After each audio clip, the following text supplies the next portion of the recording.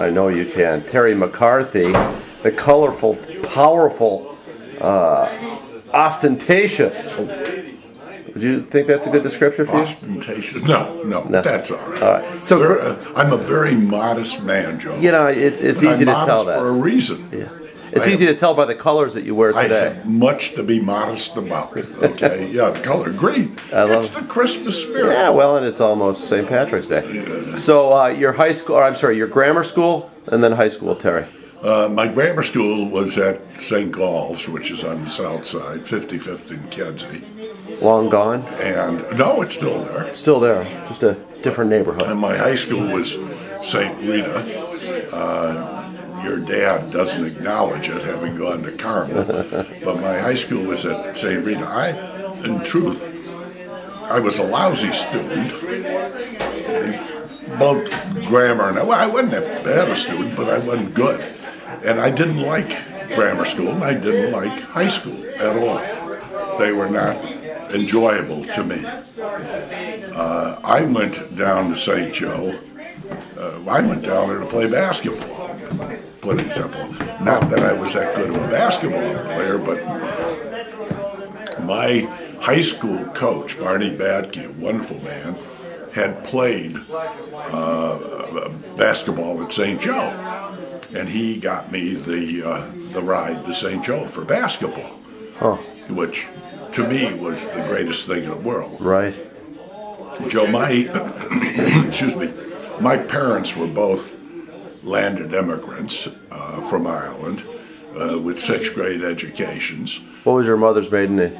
McIntyre. Oh, okay. She was from the County Mayo, God help us. And they were great. They were wonderful to me. I was an only child, but I was born very late. My mother was 39 when I was born. Oh. But anyway, I went down to St. Joe, and for the first time in my life, after the first semester, I didn't adjust very well. But after the first semester, I adjusted to St. Joe, and I became a student. As a matter of fact, I ended up being a very good student. So, in effect, for the first time in your life, your second semester freshman year in college. Yeah. Huh, okay. I finally decided I'd study and open a book and do the things one should be doing. And I did, and I became a pretty good student. I'm the only one you'll ever meet probably in your life who, if you look at the 4 stages of education, most people, as they go on and the competition gets better, they go down a little bit. Yeah. That's natural. Right. I was just the opposite. I went to the worst grades I had were in grammar school, second worst were high school. I did very well in college, and then I did exceptionally well in law school later. So I kept going up rather than down. Huh. But anyway, St. Joe is what you're mostly interested in, and it was a great experience, one that I loved and cherished. And it was a particularly great experience because of the people down there.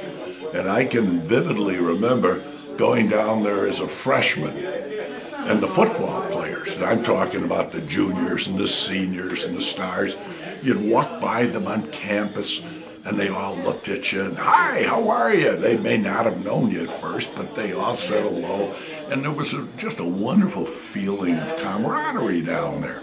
And then, of course, there was our own class. You had many of them sitting in the next room there, and we had something special, and it was friendship. Great bonding. Everybody loved each other. They respected each other.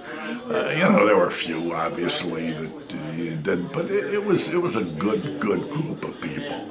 And to me, St. Joe was the place where I played a little basketball, but more importantly, I became a student. And I made friends that I have kept to this day, and very warm friendships. What else would get me to drive all the way out from the Loop to come out to this place where Jesus lost his shoes? But the wonderful friends that are in there now. There's a real sense of not just warmth Terry, that I sense almost a trust. It's almost, you don't have to put any airs on. There's no BS that you have to be anyone but yourself. And even for someone who's lived a good portion of life, that's a nice feeling, isn't it? Oh, it's a wonderful feeling. And we have lived a good portion of our lives. So you be very, very good to your father, and in particular to your mother. Yeah, okay. I will. You be good to those people. Excellent. Terry MacCarthy, thank you for your time and eloquence, and happy holidays to you. Thank you. Thank you. God bless.